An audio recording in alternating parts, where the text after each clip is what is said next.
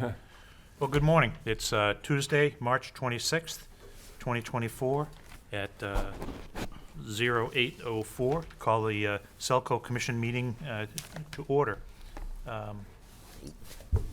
Review and consider approval of the February 2024 and March 2024 bill schedules and warrants. So let's take the February 2024 bill schedules and warrants first. Does anybody have any comments or questions on the warrants for February? Hearing none, do we have a motion to accept the warrants as proposed for February 2024? So moved. Second. Okay, all in favor? Aye. Okay. March 2024 bill schedules and warrants. Any comments or questions?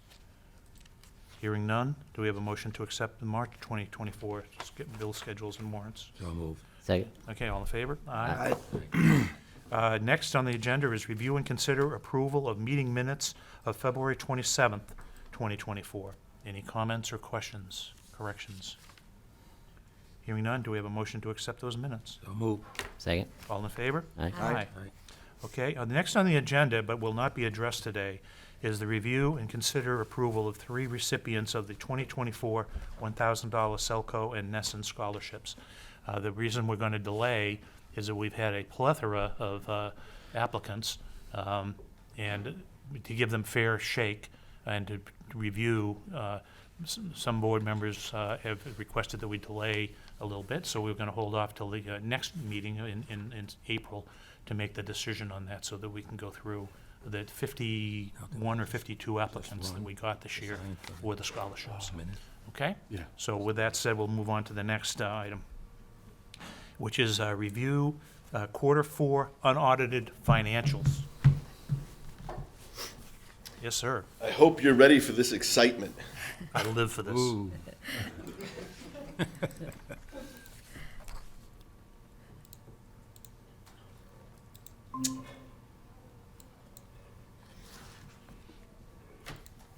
So as most of you know, I'm Jim Zacco, and I will be presenting the unaudited financial updates for 2023 Q4. And just so you know, our audit this year, we're currently going through it, and it is much easier than last year's, not being in 2 different systems, having all these reporting, being able to go through the audit almost in the same time period as just closing the year. Oh, it's almost like it's cheating. It's been so much better. It's nice. To jump into the agenda today, we're going to do things a little differently because we have a good topic to discuss at the end. Hoping you'll be just as excited as I am with it. But we're going to start with our cable financials. We'll go through the income statement, balance sheet, and the cash flow. Then we're going to move over to the electric financials. And I'm switching up the order a little bit. We're going to hit the balance sheet first, then the cash flow statement. Then we're going to move into the income. We have a little in-depth analysis coming, and that'll segue right into the next agenda item as well. So first, we'll jump into the Q4 unaudited financials for cable. Taking a look at our income statement, you can see that our both quarter to date and year to date, we were 2% below plan for our operating revenue. Looking at our operating expenses, we were 16% below plan and 12% year to date. Now, when you're taking a look at some of the numbers in the operating expenses, you'll notice they're all over the place from a actuals to budgeted. Some of this is basically due to our budgeting process for 2023. Going through the system conversion, everything like that, we had so much on our plates, we had to kind of modify how we did our budgeting. So for things like our revenue forecasting and our purchase power and connectivity costs, we were able to do live budgeting, but for a lot of the other stuff, we basically had to look at 2022's budget and just do an increased amount over that. So for some of these things in 2022, we started making changes to how we were recording certain salaries, how we were recording different expenses, and that wouldn't have been reflected on the 2022 budget numbers that we then used to do 2023. So some of the buckets just don't show exactly where the new costs are yet. 2024, we've kind of addressed that because we went through the entire budgeting process now that we're completely in the system. So I just don't want you guys to worry about any of the side numbers and go, oh, why'd this percent jump up a ton? For example, some of the customer service expenses went up, and that was due to moving like marketing salaries over to the marketing account, which is in that area. Same with integrated resources, moving those items over to what we felt as though were the appropriate categories. Jumping down, go ahead. Go ahead. Okay. Yeah. So I understand like the buckets moved around, but net was a significant, ahead of budget or better than budget. Yep, we're expenses below seems plan. like. Yes. Yeah. What do you attribute that to, just generally? Still a lot of just uncertainty with the transfer, or were there actual things that came in? So there certain things definitely came below plan this year. In certain expenses that we were, predicting would come in at the higher side, they kind of met in the middle at certain points. So you're seeing that for why we're below plan, because one of the things we were trying to do with, the unanticipated kind of effects of inflation and stuff like that is we tried to make sure we went on the conservative approach to say, okay, we believe expenses are going to be this, giving a little bit of a buffer so we weren't going to come in, way over our target. So some of this is basically that planned, padding to make sure, if inflation was even higher or had higher effects, it would come in, and that's what you're seeing there. But the biggest variance is in connectivity, which is unpredictable, right? To a point, yes. It's a little more predictable than the electric side in certain ways, but on the signal side, that's where I think you have the most unpredictability. Okay. Joel can correct me if I'm wrong on that. He's shaking his head yes, so. Oh, okay. I was going to say, you said no? Like, basically, for that, some of the costs end up being by the number of subscribers. And then if you don't have enough subscribers, there is you pay this no matter what.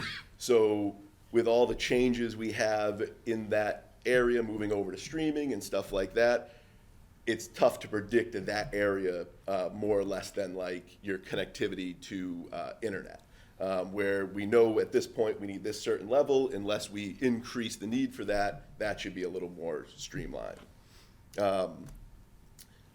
Jumping down now, looking at the net income from operations, quarter to date, we're seeing an increase or above plan about 150%, and when we take a look at year to date, we are above plan about 90%.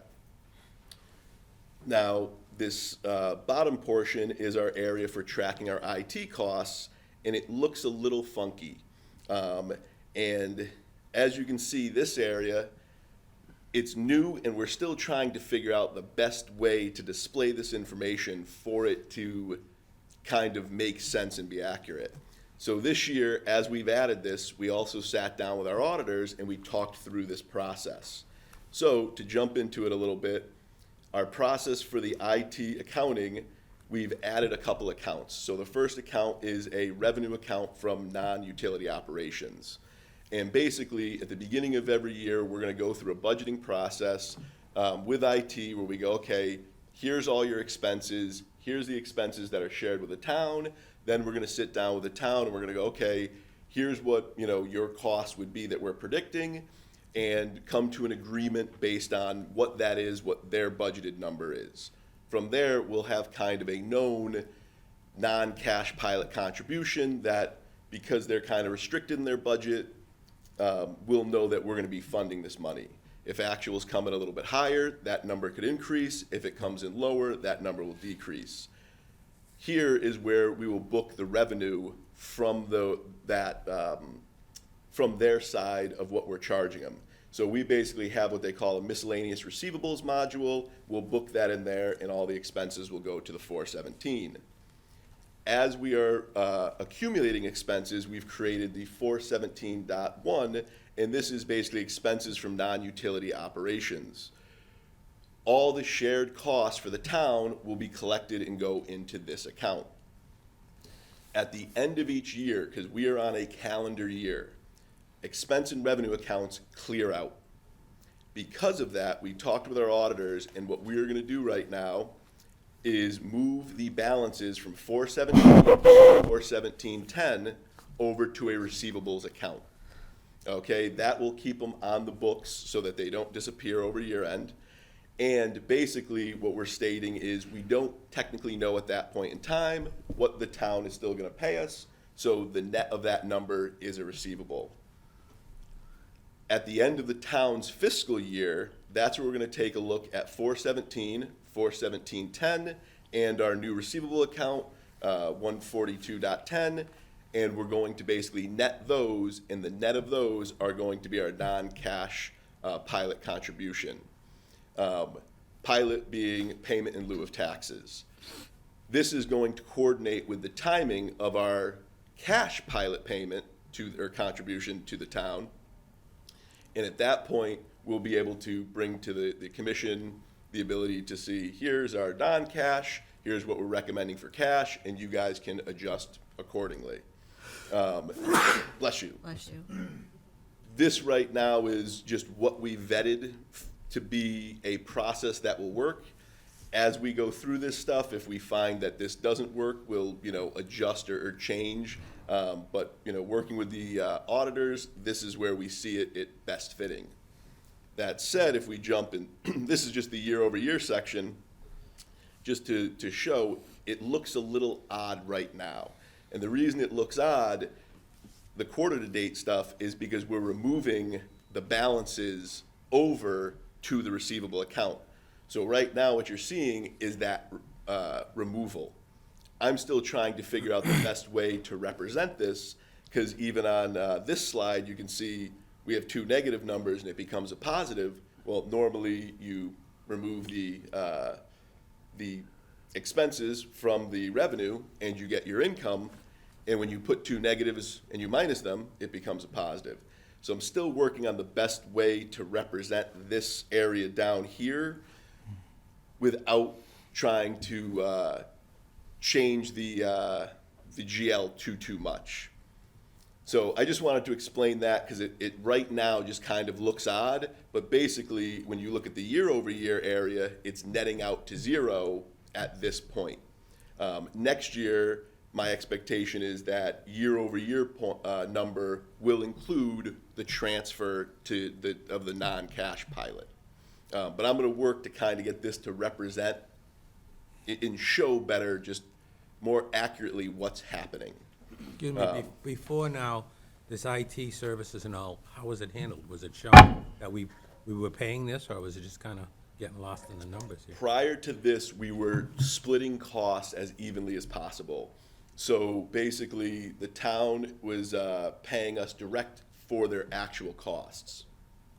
One of the issues with that is the town is kind of capped at what they can spend at this point, and there's certain costs that are increasing to make sure we are maintaining our infrastructure appropriately from any type of tax, right? One of the things that me and Chris are very cognizant of is the fact that, you read the news today, and, I saw this last week, you have other countries going right after our water grids, right? They're coming after our utilities. We have to make sure we're protecting against that. Now, we could do everything in our power that we could do, and we could still get attacked and not hit it, but our job is to make sure we're doing everything in our power, and that's in place there to protect the infrastructure. We feel as though we can't be held back by potential constraints from the town if that's the case. An example is Arctic Wolf. They're one of the companies that we now partner with and use, and they are just monitoring our infrastructure all the time. In talking with Greg, our IT director, they've constantly, or I shouldn't say constantly, there's already been a couple instances where they've caught different things where it's like, wow, that's amazing that you've picked that up. And that's cost that, had we, just purely shared, it probably wouldn't have went through at this point, because we're maintaining that cost for I think for this year and maybe next year, until they can kind of catch up and increase their budgeted amounts. And that's, I think, always going to be something that we have to work with the town on, is making sure they understand the full cost of certain things. And we have kind of an agreement in place right now to say, okay, here's, what's on our end, what's on your end, and we've also worked on their side to move stuff that is purely town over to them and kind of out of the IT budget into the areas that are using those budgets. So if it's certain software that's only used by a certain group, we've removed that kind of out of the IT budget and moved it over to that group's budget so they're in control of it. So that the idea of that is to help if all of a sudden they say, hey, you have to squeeze the IT budget down. Well, those items are no longer in that IT budget. They're with those individual managers, and they can make decisions to say, do we really need 4 or 5 licenses of XYZ software?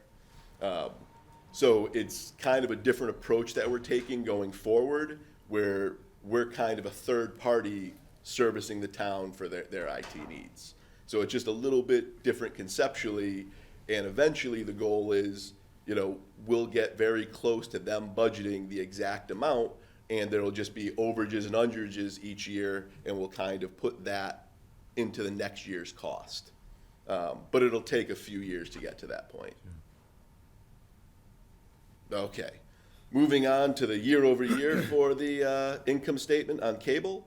The quarter to date, you can see the operating revenue decreased about 5% year over year, and year to date was pretty much flat. Taking a look at our operating expenses, we have a 7% decrease for the quarter and a 5% decrease year over year. Taking a look at the net income from operations, quarter to date, we are seeing 7% below prior year, and year to date, we are over about 14%.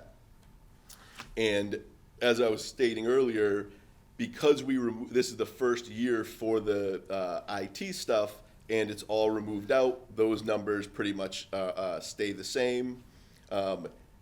Forget the little bit here. I didn't want to play and change the numbers based on this yet, but basically our net income from operations is just the line 18. Jumping over to our balance sheet, our total current assets kind of stayed the same throughout the year.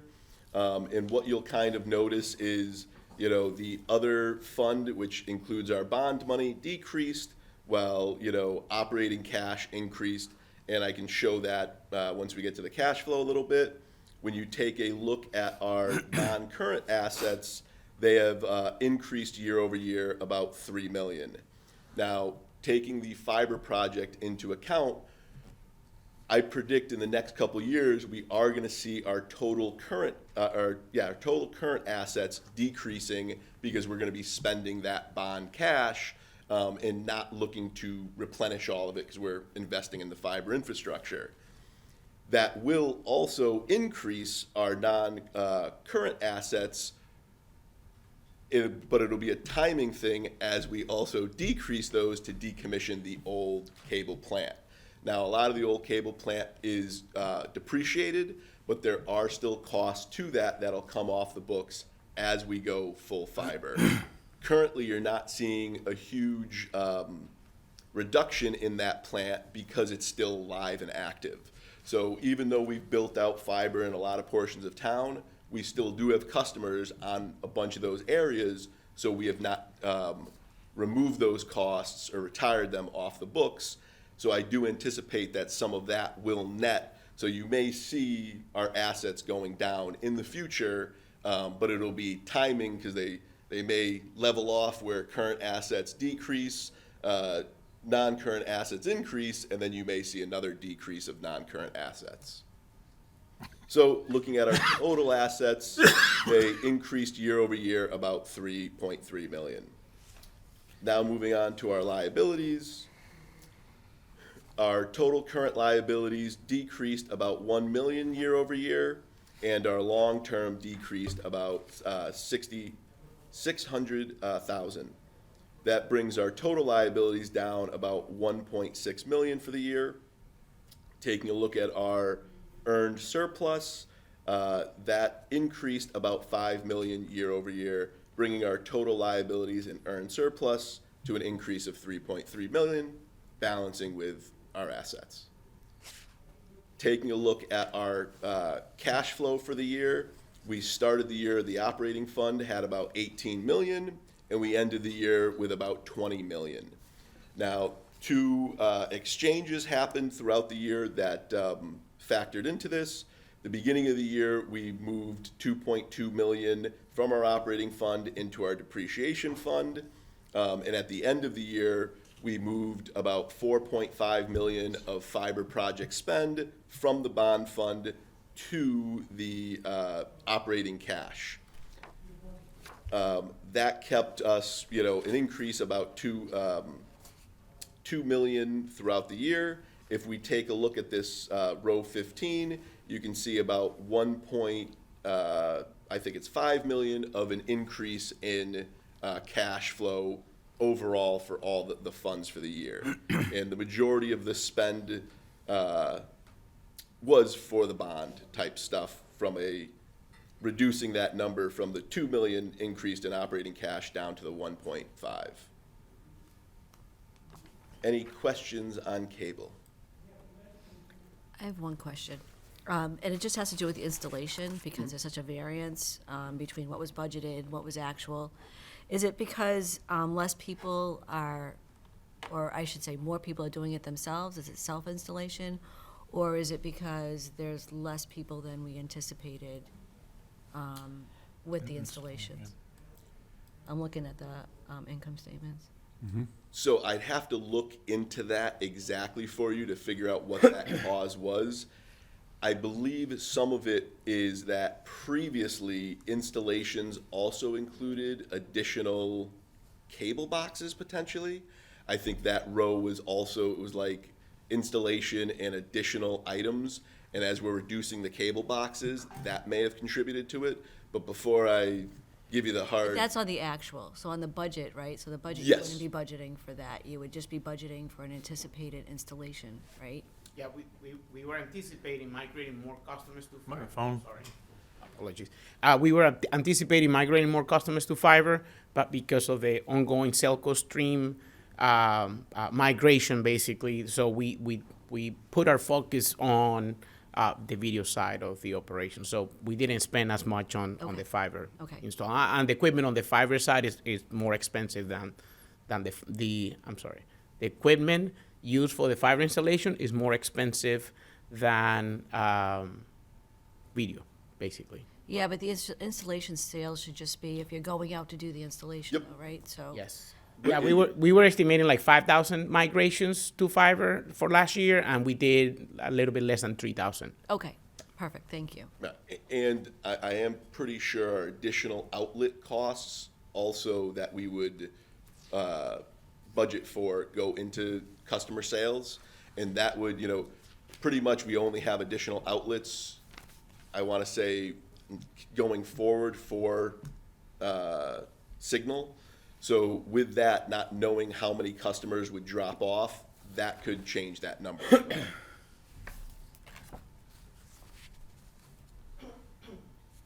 Okay. Any additional? Okay. Now we will move over to the 2023 Q4 unaudited electric financials. And as I said prior, we are going to mix up the order of these a little bit. So we're going to start with the balance sheet.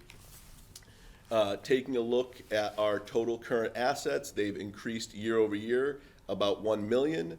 The majority of this comes from our total other current assets, which is our inventory, material and supplies, and our prepaids. And one of the things that you'll continue to notice is our materials are going to be increasing as we both figure out what items we want to classify as inventory, and then as we monitor the levels that we deem fit for inventory.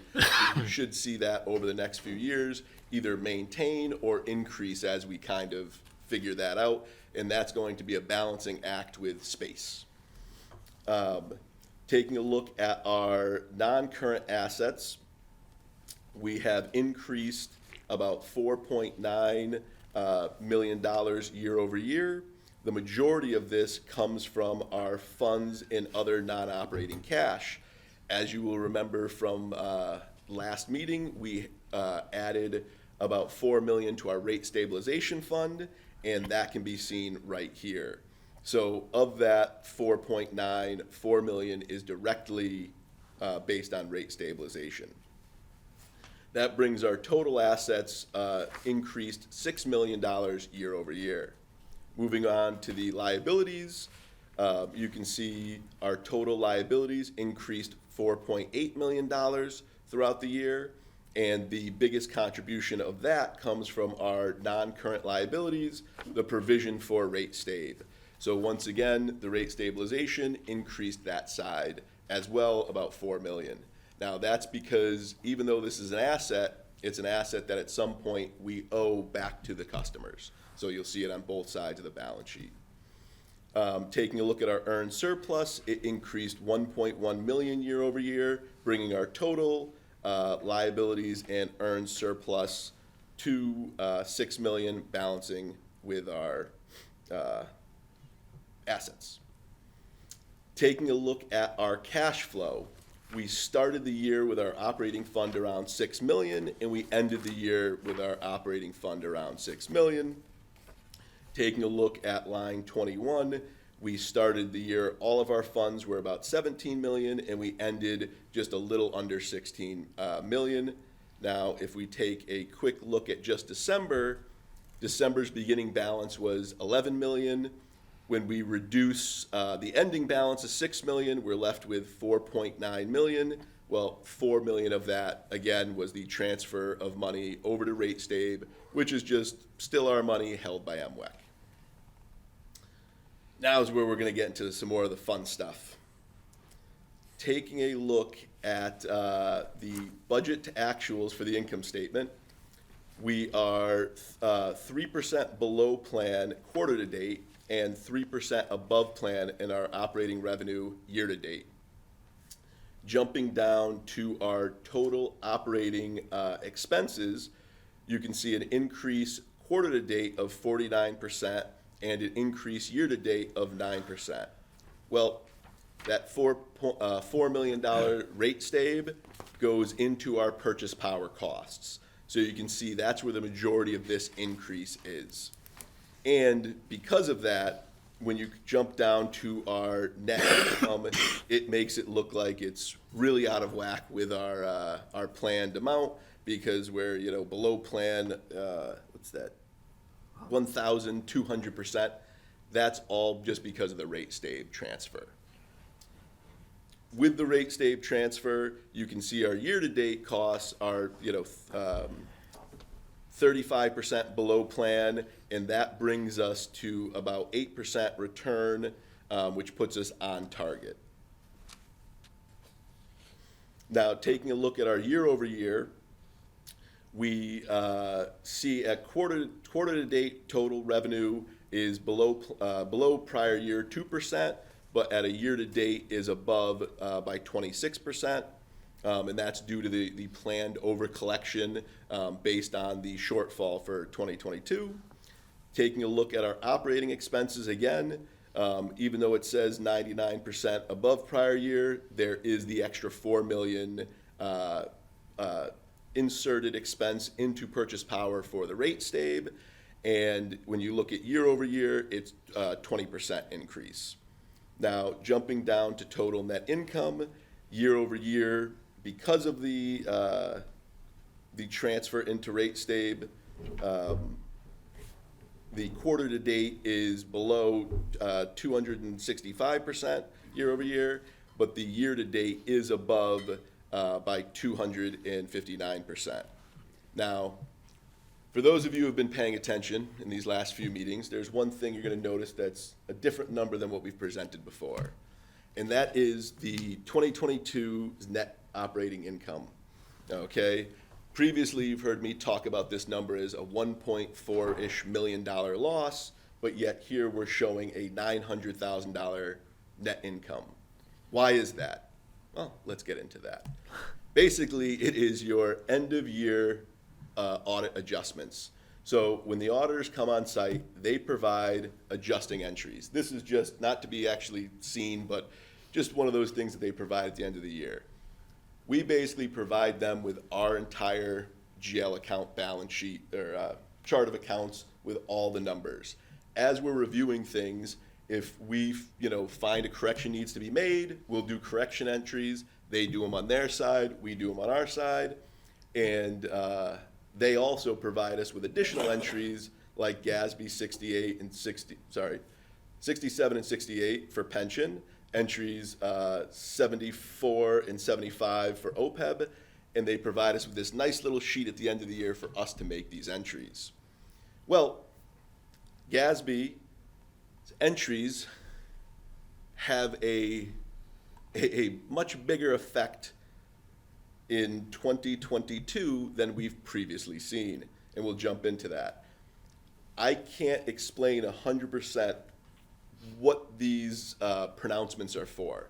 I can give you more of a high level, and I've looked into these over the past couple of weeks a bunch, and you start to read these summary pronouncements, and they're 6 or 7 pages, and you kind of get an understanding for why they're doing this stuff, but it also leads to a bunch of questions. Well, the summaries don't answer those questions. The 250 plus page actual pronouncements really go in depth into them, and I'm kind of looking into those, and I've also asked our auditors when they come to do the audit this year if they could kind of, at a higher level, speak to this, because this stuff gets very complicated. It's the stuff they always talk about is mainly factored in by the actuaries' numbers and all that stuff.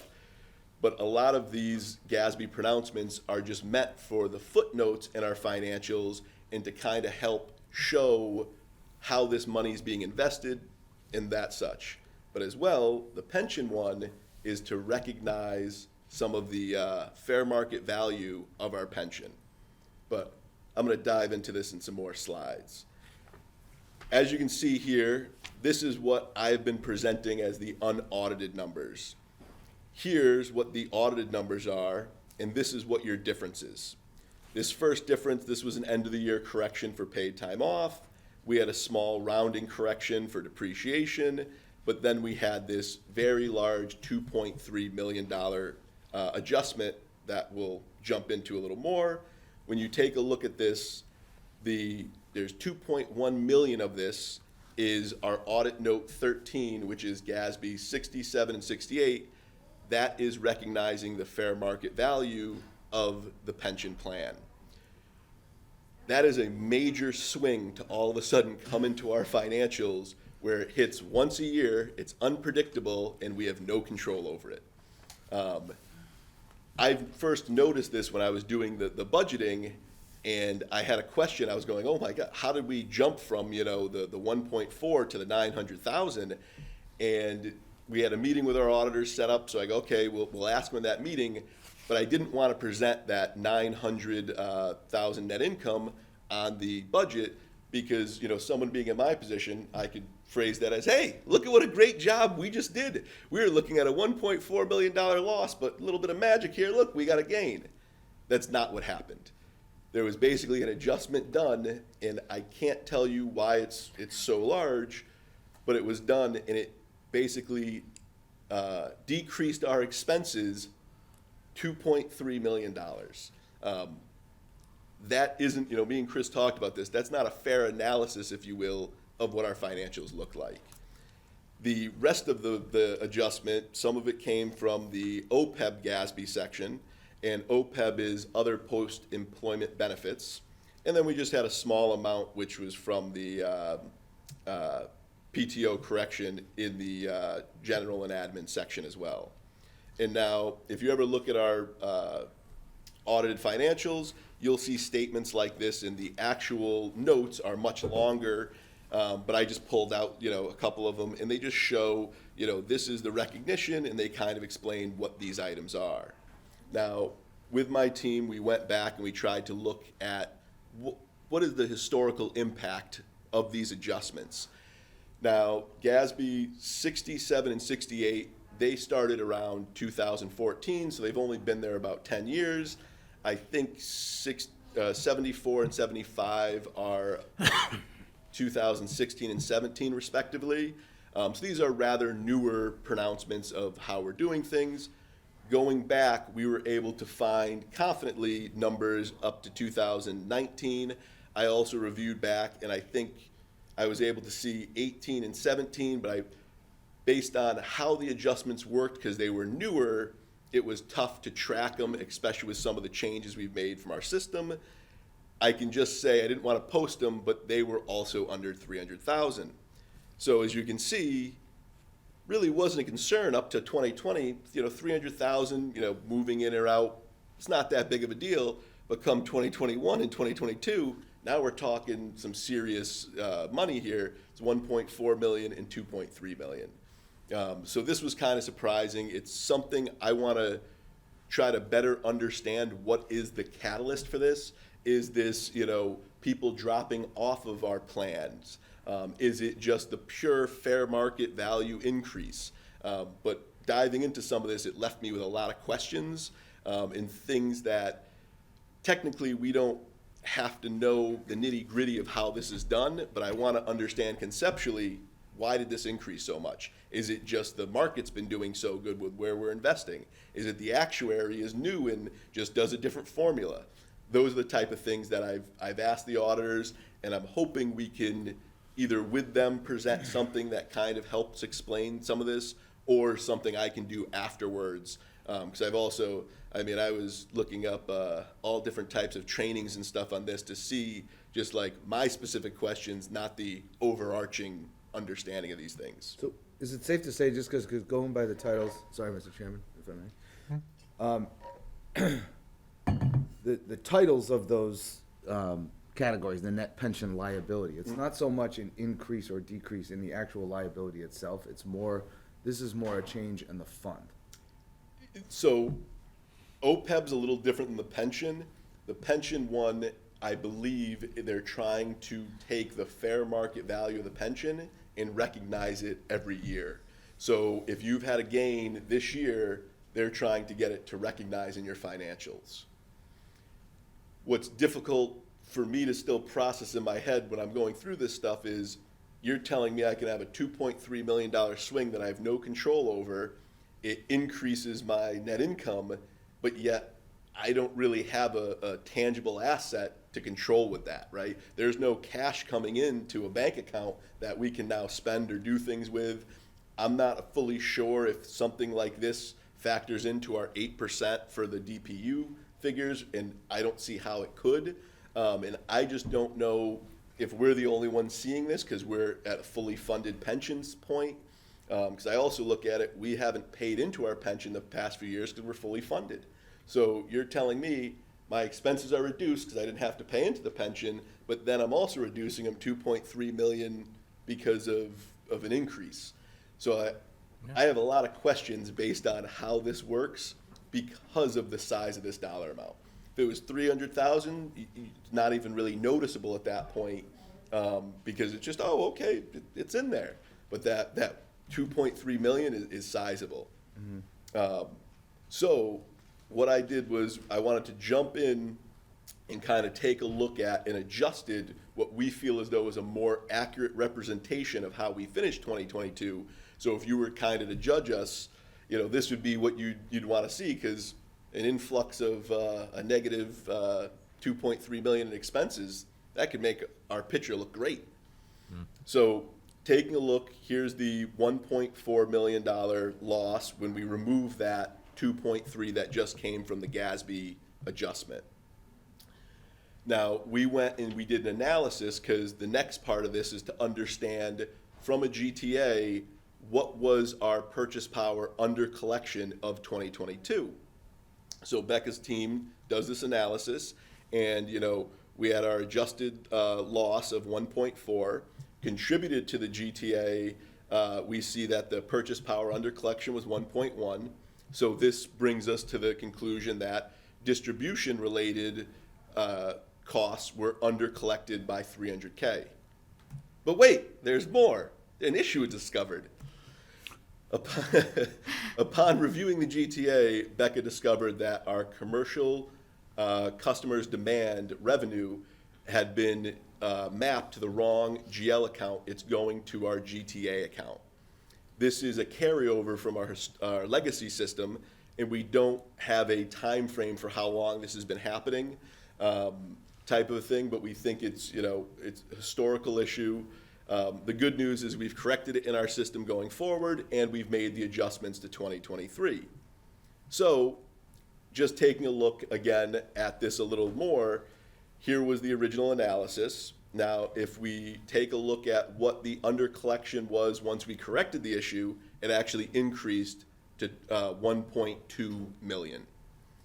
Now, re-looking at that same type of breakdown, our adjusted loss was 1.4 million.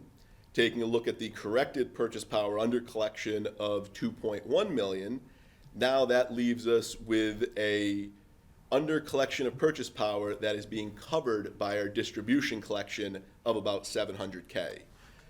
This is contrary to what we believed the last few months. We assumed that purchase power was covering some of our our distribution costs. Now it's looking like our distribution is covering our purchase power. The good news is our cost of service study should flush this out.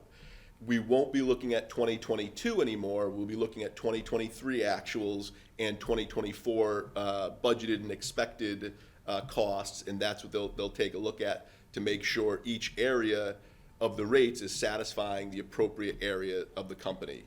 Now, while there's no issues legally with distribution covering purchase power, that's not what you would like to see happen.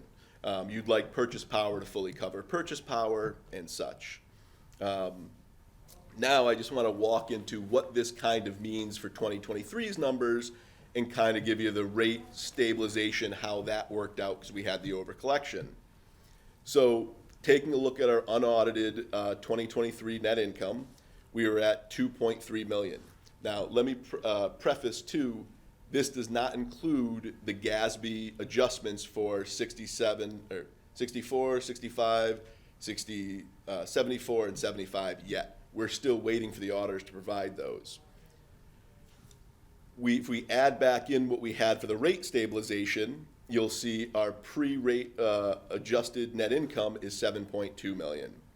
Now let's just take a look over here. We have a little chart that basically shows without the rate stab transfer and with the rate stab transfer, our purchase power over collection was 5.9 million without, 1.9 million with. Our distribution margin is 1.1 million, and the net from other income and other deductions is about 150K. This brings our total net income to 7.2 million on the without rate stab transfer and back to the 3.2. Now, and this is the one I may lose some of you on, but I wanted to kind of walk you through this. Out of our our 2023 over collection of the 5.9 million, $2.1 million is for our 2022 purchase power loss. So we want to recover that. 1.1 is for the 2024 predicted shortfall. So now if we keep our little running balance here, you'll see it brings us down to 3.8, and then it brings us down to 2.7 million. We moved 4 million over to the rate stabilization, minus that 4 million from the 5.9 million. That leaves us with 1.9 million of over collection that relates to our operating fund loss, or I should say it's remaining in our operating fund to cover our losses for purchase power in 2022. And as you can see, that 1.9 matches our over collection with the rate stabilization. I know this is a lot. I wish we had the backup sheets that we could look at. It's hard to see it on the screen. Did you adjust the budget once you found this change in 2023? Did you adjust the 2024 budget? So we have not adjusted the 2024 budget for The distribution? no, we actually had that already correct in the 2024 You did, budget okay. with the GTA, yes. We found it around that time period, but we needed to do a more in-depth analysis before presenting it, because we were like, well, let's make sure this is all right, and we were still looking into getting certain numbers corrected for 2023, and then numbers for 2022 to provide the auditors so that we could have the balance of 2023 and 2. Jim, can I add something to that? Always. This issue, I'm actually just gonna come up with this issue actually only impacts actuals. So it was just impacting the GL data that we were working with. So all of the forecasting for the budget was still intact, because that was based off of billing data, if you will. And not based on like a prior year?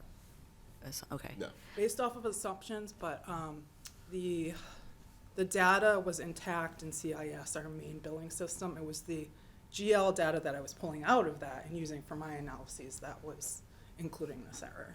Okay. Yeah. Okay, thanks. It's just by chance that Becca found this error because, when you're looking at these numbers, they're supposed to balance in a bunch of different ways. Yep. So you see them, you're like, oh, this is good, this is good. Wait, this looks weird. It And when looks you weird. start digging in, that's where you notice that, hey, something's wrong here.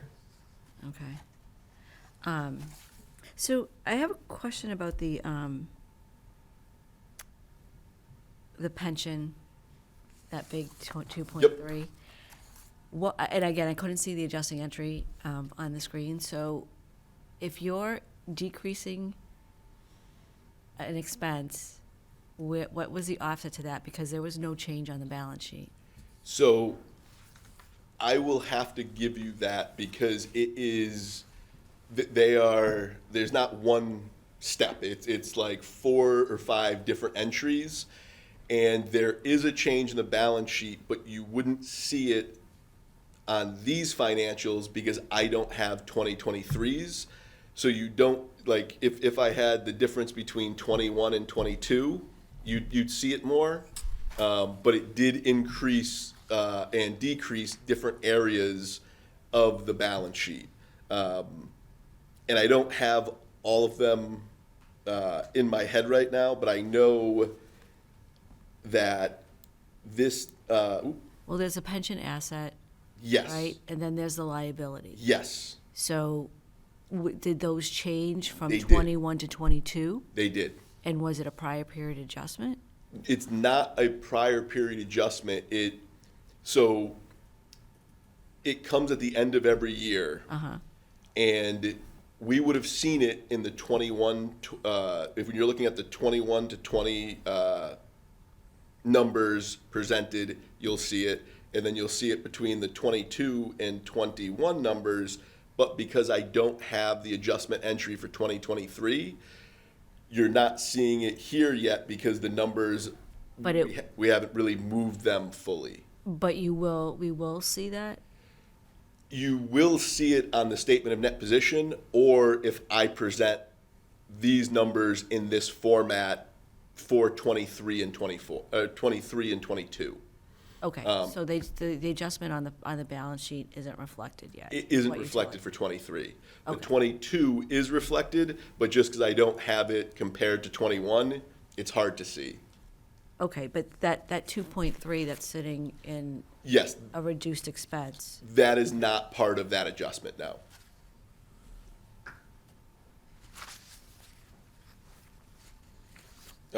It's in 2022, but it's not, you can't see it based on how this is visually shown. If I had another column for 2021, you'd see the increase over 2021. okay.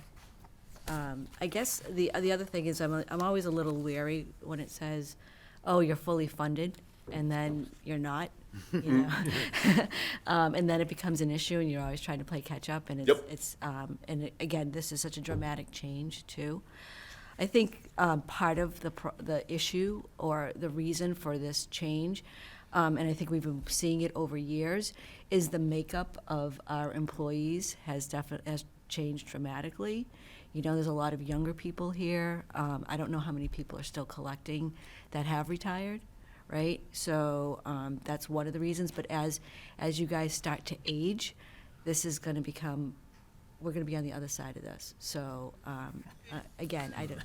And that's what I'm trying to figure out with some of this, because I can't tell if it's purely the fact that how we have this invested is increasing so much that they want us to recognize that, and that's part of the reason it's offsetting what our pension liability is. But I'm with you, one actuary adjustment, and all of a sudden it could be on the flip side, everything I was researching basically explained how these pronouncements could increase your net income. They never said anything about how it could decrease it. But I'm like, if you can increase Yeah. me 2.3 million, what means you couldn't decrease me 2.3? Can- When you can have we a really big overfund? year. In other words, can we put another 4% every year in there? for That I 5 don't years? know. These are all questions that kind of came up in the last few weeks and we're looking into. I don't know, like, we get charged our amount directly from the town and we're told what to kind of contribute. I don't know if we have the ability to say, hey, forget what you guys need, we want to continue to keep funding. I know at other utilities, the utility themselves tries to be fully funded, but the town isn't fully funded. So a lot of times the town will prevent the utility from being fully funded. And there's a debate, does it make them look bad or is it this? But it's That's one of the. their problem. Yeah, oh, that's our take as well. But from everything I've been told, we're fully funded on our side. But to Maria's point, that's where I'd like to understand this. Is it because we have people dropping off collection? Is it because as new employees come in, they're not eligible to collect yet?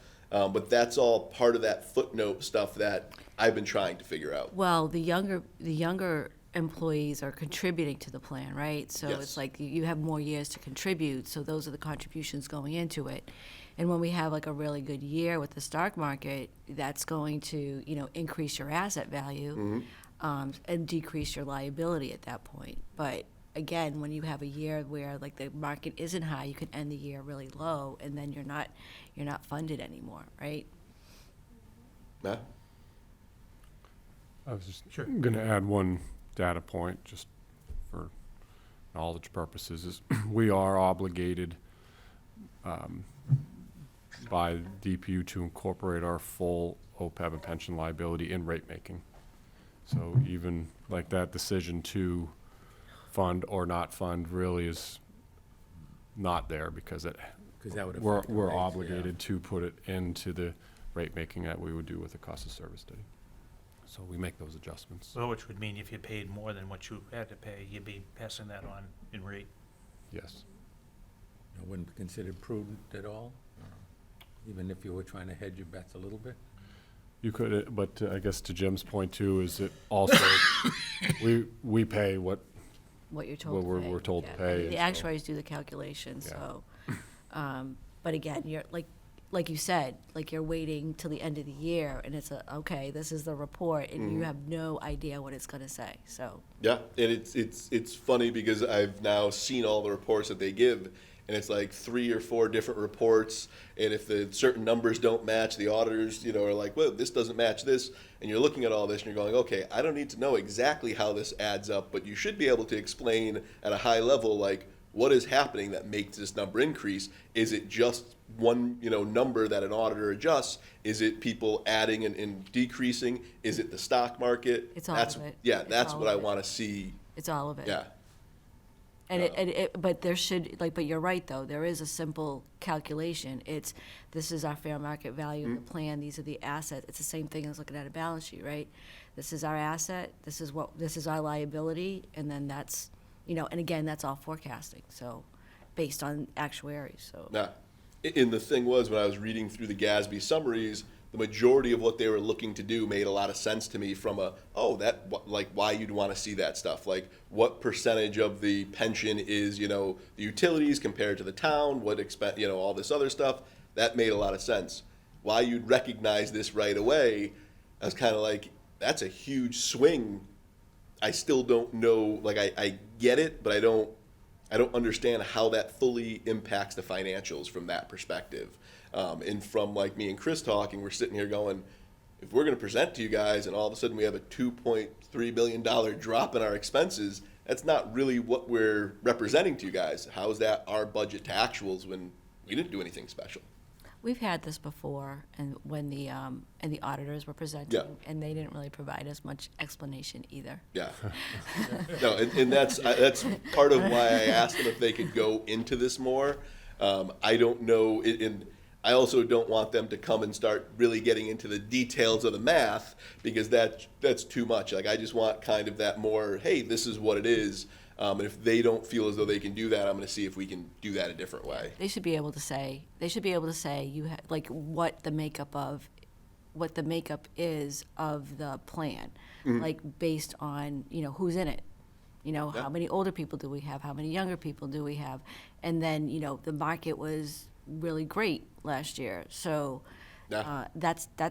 that's it. I mean, that's in its most simplistic form. That is it. And they do have all those numbers, because I was looking at all those sheets trying to figure out, like, back my way into some of this, and they give it not only by age, but they give it by gender, because females tend to live longer than males, so you have it all broken out in these calculations.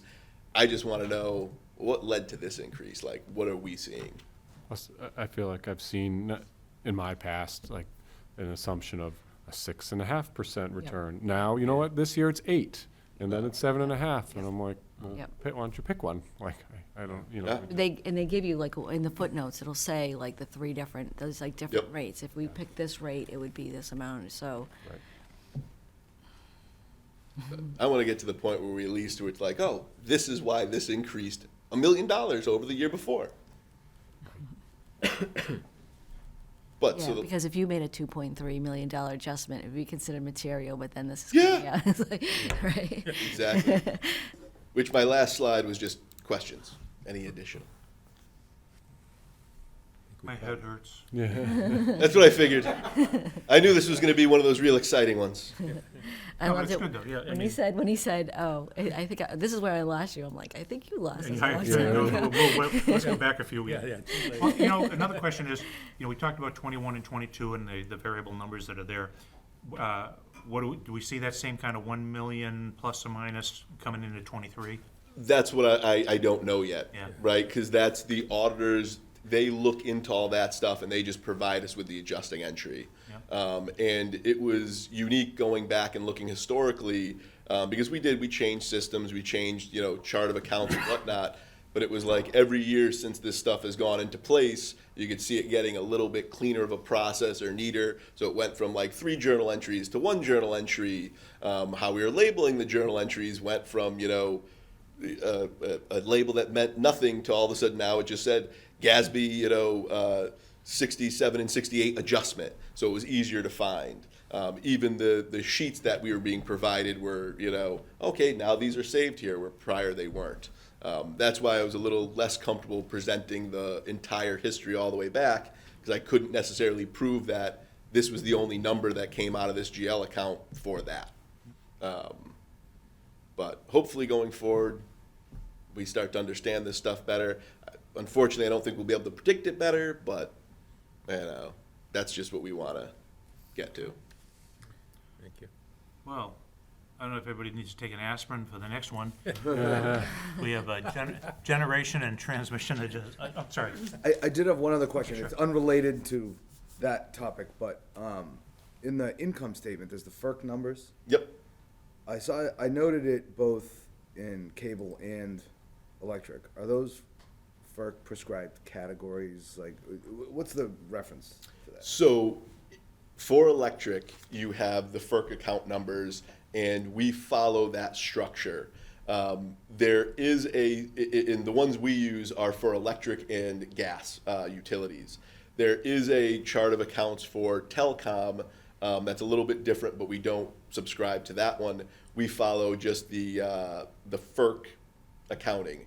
And I forget what FERC stands for. It's Federal Energy regulatory. Yeah, Regulatory yeah. Commission, Thank you.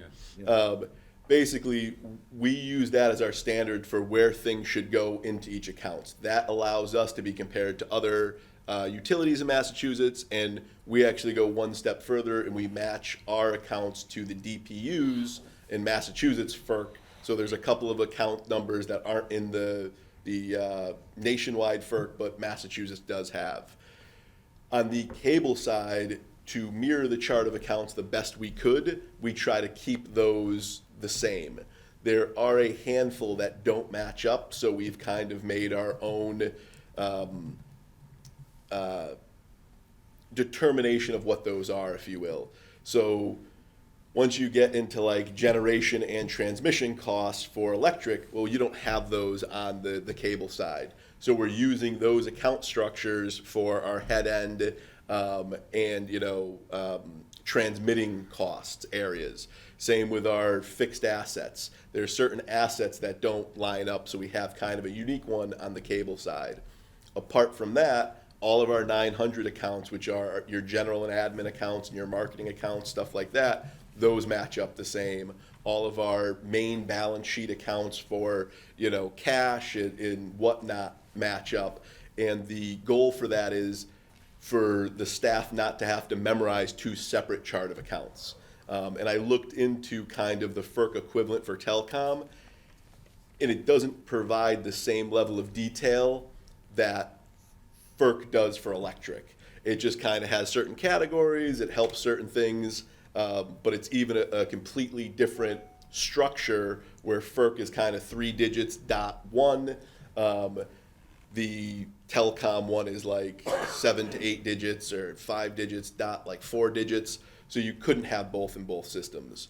So for as many areas as we could, they line up exactly. It's just those operation and fixed asset accounts on the cable side are unique based on, categories that we've figured out. So we have transmitting, which is, more the tower expense stuff. We have head-end maintenance, and that's hardware and networking. Then we have head-end maintenance software expense. And those are kind of the equivalent that we're looking at for your generation and transmitting on the electric. That make sense? Yep. Thanks. Okay, great. I'll just sulk off into a corner, don't worry. Slink off, I should say. Review generation and transmission adjustment, GTA. Yep. I did not introduce myself earlier, so I'm Becca Keene. I'm SELCO's Director of Integrated Resources and Customer Experience. So I'm here for the GTA topic.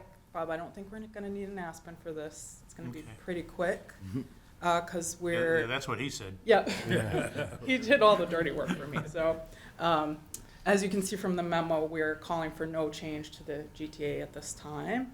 And Jim did just cover the content from the first half of the memo under that topic. So it's all the same numbers and everything. I don't think we need to revisit unless you had questions. So I was just going to skip to the forecasting section of the memo. So we are once again predicting a decent shortfall in energy charge revenue of about $1.13 million, or about 9% below expenses for the period of January through June 24. The numbers have actually gotten a little better since we last looked at them in December and January when we were preparing the budget, so that's good news. So despite the shortfall, we don't actually see a critical need to adjust the rates through the GTA right now, because you'll recall we did just do that hefty transfer to the rate stab fund. So if this shortfall does materialize, you all would have the option of using some of those funds to even us out. And then also we did kick off the cost of service study. Those results are pending. They should be available in the next couple months. And I think it makes sense to not tweak the rates right now and just wait for the results and see where we are at, since that'll be a pretty comprehensive and detailed study. That is the analysis portion of the memo. Was there any questions on that? That was pretty much the substance. If they tweak the rates, when would that happen? Our goal, Chris, I think we're together on this, is probably fall, I'm thinking. We could hopefully get results early summer, discuss them with you, and make a decision about what needs to happen around September or October. Makes That's what I sense. was thinking. All right. The only other things in the memo are a note about how we think it makes sense to return to a twice-a-year look at the GTA with you all.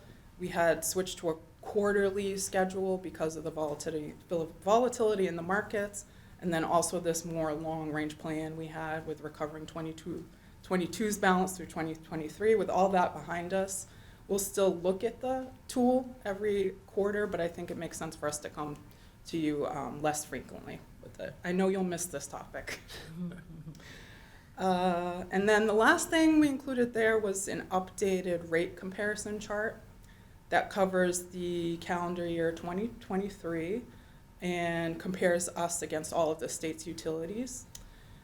Let's see, if you scroll to the residential chart, you'll see that even with the GTA in place for a large chunk of the year, we were at the top of the bottom third. Customers paid about an average of $124 per month if they were consuming 750 kWh. And I have to say, I'm very envious of that amount. Since I lived in Eversource territory, I was probably paying double that for the full year. What was actually more striking for us internally was the commercial chart.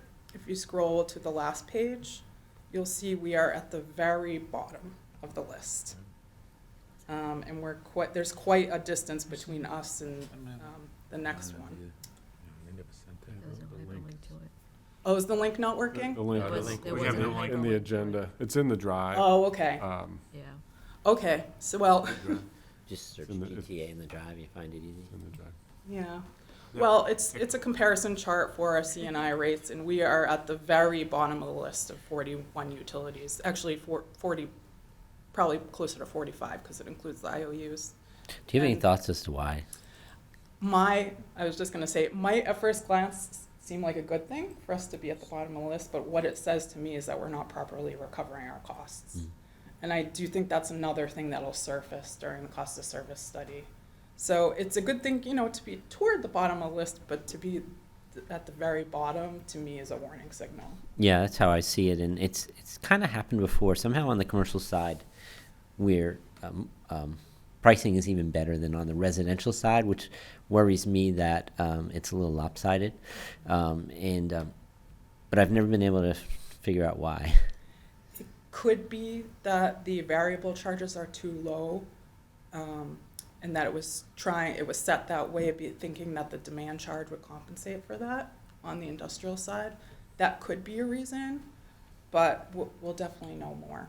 The other thing, I guess I've never noticed before, but the basis, obviously on the commercial, you're on a higher kilowatt hour basis. And it could be that is there a flat fee, or by more use, it's a cheaper pricing? So the variable charges are lower, so it's a little complicated to explain, but with the demand charge, if you compare the variable charges to, for instance, the same components in the residential charge, there is an imbalance there. I think that if you compare, you would be like, those seem like they should be higher. I'm not actually sure about what the expense looks like for a higher consuming customer versus a lower consuming customer. That's something that the cost of service study is going to plot out for us. Right, because Understand. that could be more telling on this data, Yep.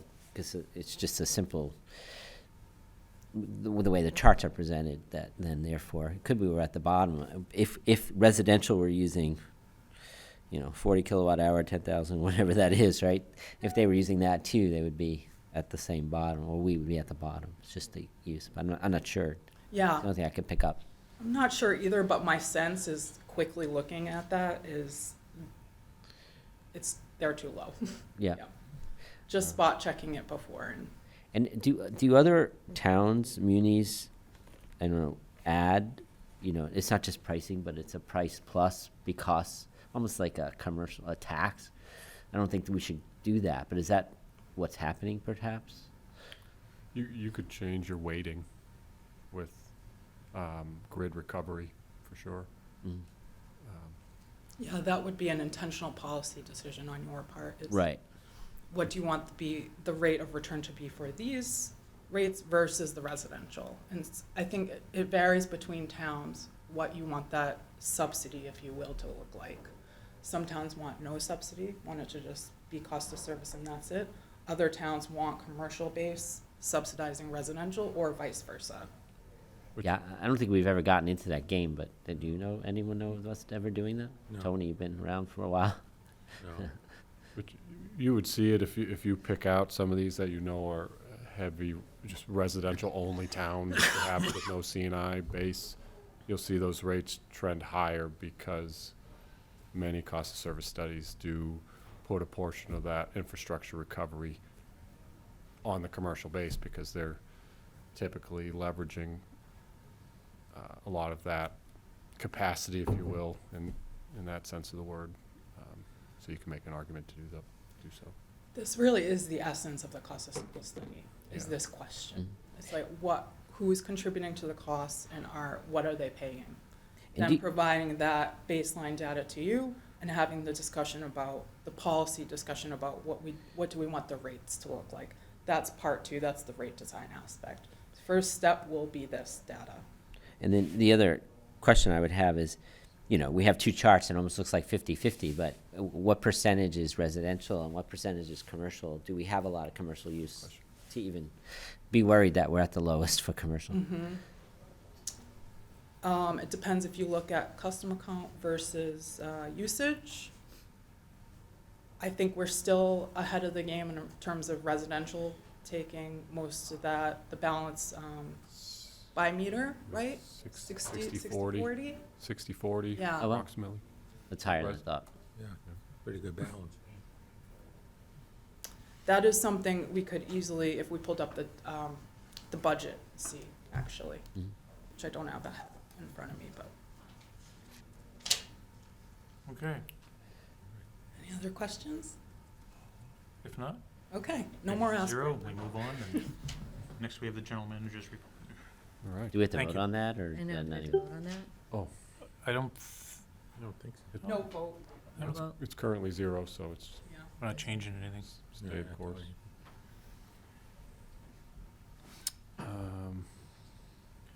Okay. All right, highlights. So for this month's legislative bits, I throw in a few things. Sorry, just bring this up here. A few things that I just thought were noteworthy. Again, I always try and connect some of the themes of the meeting with perhaps some of the themes around the news headlines and other data sources. So one of the things I thought was a little interesting, and it's also kind of segueing from last month's legislative bits. But you see that this first article, New England Electric Grid could require up to $1 billion in annual transmission investments through 2050. That's interesting. Again, that would certainly, same with what we just discussed. That impacts our rates, as we'll have to adapt to the transmission costs that get passed along to public power. Just as an interesting note as well, if you recall or look back to the report from last month, you look at the major investor-owned utilities in the area are proposing to request from their rate base anywhere from $2 to $4 billion. So you're talking about IOU customers, facing $5 billion in additional costs to be incurred through their rate base. So again, we monitor that again for the charts we just discussed, looking at price competitiveness, and I have ample amounts of opinions on rate making across the region, but I'll spare you from that at this juncture. So then, in relation to that, just another noteworthy point as it corresponds to our power supply. As we go into the pool for RECs and things like that throughout the region, I try and include articles that are not just Massachusetts specific, because we are in a regional market. So as you can see here in Vermont, they're looking at 100% renewable bill in front of them by 2035. Again, I monitor that because we are in this REC market environment, and so that changes pricing and supply and demand for these types of similar assets that we'd all be pursuing if we're all doing the same thing. So that's just another interesting article, should you choose to read that one. I threw in this, the Healy-Driscoll administration article. They established this Office of Energy Transformation. One noteworthy point is you can read the history of the person that is now, who is it, Melissa Levinson. You just see, an extensive IOU background on that. So my hope is, as public power, we can participate and have input into that as well. Because again, as we talked about in the articles above, as well as last year, we're on, in my opinion, I guess I'll throw in an opinion piece. As a region, a somewhat unsustainable increase in rates across the board. Although, again, as you can see in ours, I think as we strive to be the role model utility, we're showing how it can work. And so with a situation like this, I view this as an opportunity to better inform folks on our model and how we can actually achieve these goals in a fiscally responsible manner. Then just kind of again in the pro-public power vein, and again on the coattails of the Central Maine Power plan that did not get voted a couple of months ago. Long Island Power had this public-private partnership, as you can see, and again in the vein of costs, just looking at their attempt to both work with National Grid or PSEG, they're going, again, gravitating to our model. They're saying Long Island should take full control, hire their own staff, and not use the IOUs to actually provide management services. Again, more and more evidence to show the efficiencies of our model here, and what we're doing is the role model for that. And I think here in Shrewsbury, if people copy what we're doing, they'd be in good shape. Going forward, and I did it in, not necessarily by topic, but by date. So we're kind of jumping around on the different topics. Just some, I found interesting statistics about heat pumps, again, tying in with DSM programs. If you look at the statistics here, you can see per capita installation rates in Vermont of 97 per 1,000. Maine getting a big surge, 94 per 1,000 residents. Again, these are cold weather climates, so I think this is important, again, as part of our education campaign for strategic electrification. You have very cold states and northern climates that have high adoption rates, and you can see that this technology is advancing to a point where this works. Interesting, somewhat contrary, this is just a data point for anyone to fact check or further research. You can see Massachusetts as the bottom of the list here at 4 per 1,000. So it's contrary. You'll see other articles come out, mass save, massive, record-setting adoption. This article, who knows what to believe, is going on the other side and saying we're lagging behind our New England peers. So again, no hidden messaging in there aside from here's some data points. I think the key takeaway is, and speaking from personal experience, these heat pumps are working well in cold weather environments. And then staying in the last two, just going through each of these because I found these to be interesting this round. This happens to speak specifically, it came from a Connecticut article, electric rates among the nation's highest here in New England. Often people are asking why, and this is just an interesting bit of research for folks to go back to. You can see back in 1997, Vermont was the only state that chose not to go with the unregulated route, deregulated, if you will. And so as you can see in the studies are showing, with the deregulation, prices have been on average higher since 97. And so the original, you see the quote, the original promise of greatly reduced prices has not materialized, according to the APPA report.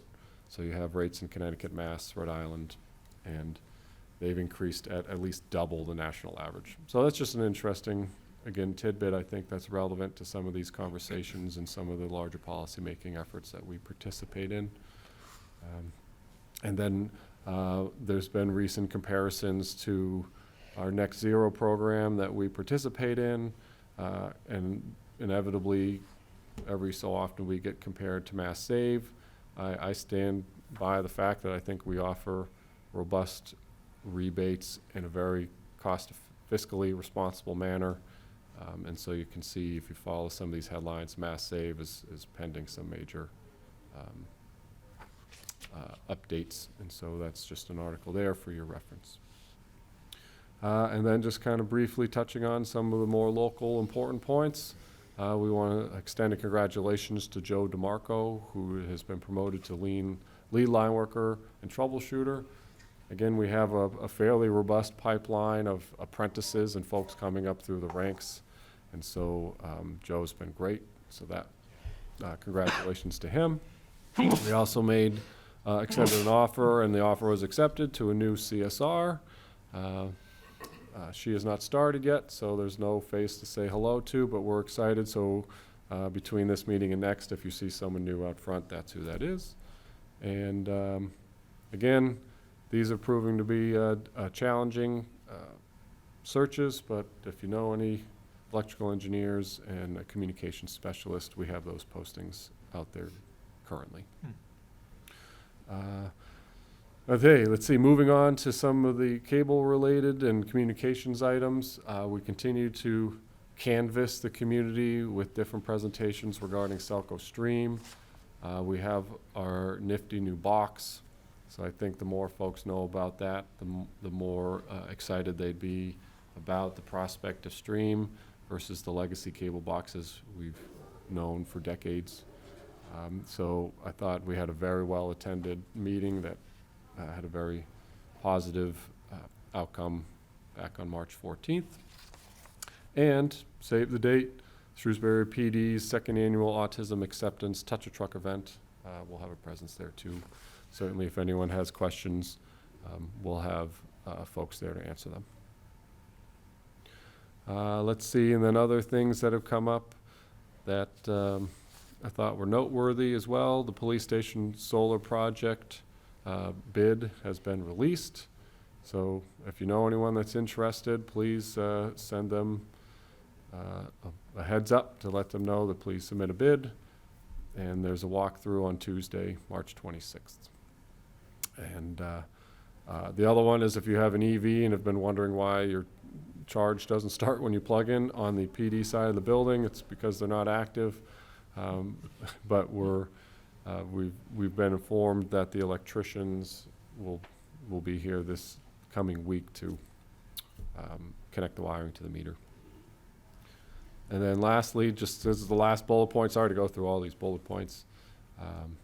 We had the first Municipal Operations Green Team meeting, which SELCO has good representation on. We thought that was a very positive meeting, and so, you know, Becca's on that. I believe Patrick, did he go on that too? So they had very positive things to say from that. So if you have any questions, we're certainly happy to pass them along. And then I won't go through every bullet point on the operations side.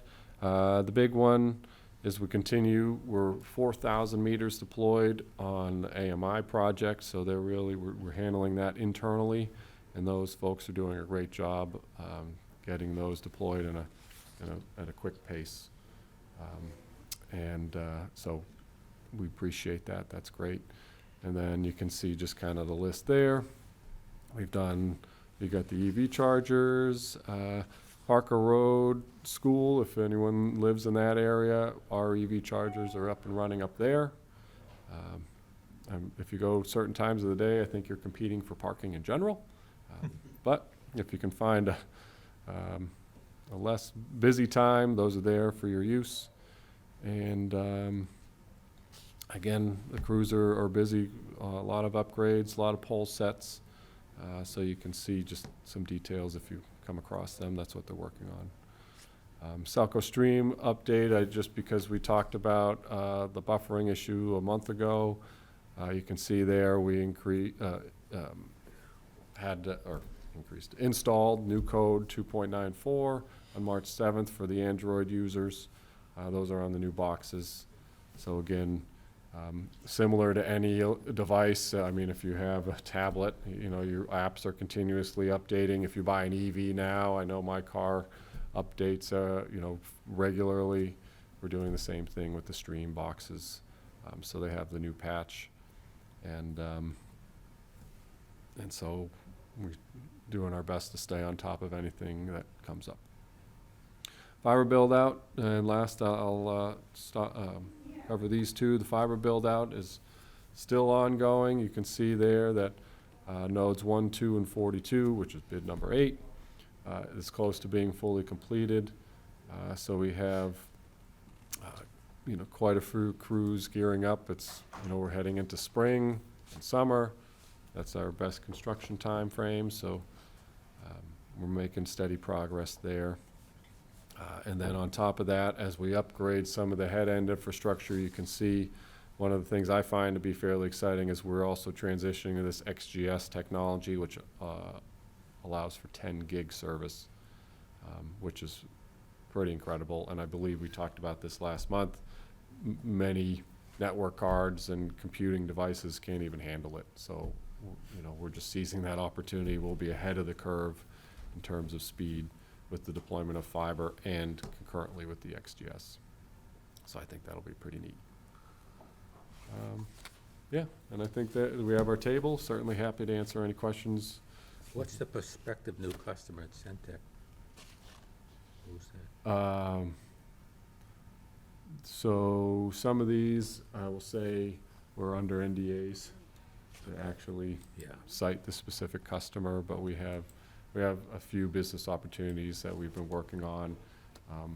One of the things, again, just tying in with rates perhaps, we have a customer that we did cite based on usage that just simply by locating in Shrewsbury, they'd save $3 million a year in just operational costs. So, Wow. that alone is pretty impressive. So, to your point about the charts, it does help with an economic development perspective, and we have several projects that we've been able to tout that for attractiveness. Okay, well, one of the things that we want to make sure we advertise is Arbor Day, which is coming up on Saturday, April 27th, from 9 a.m. to 12 p.m. down at Dean Park. And the ever-popular free trees will be available, 500. And this time, we're not going to give out the little baby trees. We're giving out the bare root ones that are half-grown, so people who have no patience but want to plant it and have instant gratification, they'll all be happy, because usually they get a small one and they come back and they want to trade up. Right. So, okay, so we have 500 trees that are going to be going. And with that going, also there's an animal show, planning demonstration, kids' activities, and it's sponsored by both the town and SELCO. So, anyways, with that, let's schedule our next meeting. When do we want to meet? We have April 30. April 30th? Yeah, we got April 30th. Okay, and Matt, you said you might be on travel for that one? Yes. Anybody else have any interest? Okay, so propose that the next meeting then will be at 0800 on the 30th of April. Okay? Right. With that, do we have a motion to close them? So moved. So moved. Do we have a second? Second. Okay, all in favor? All right. Aye, thank you.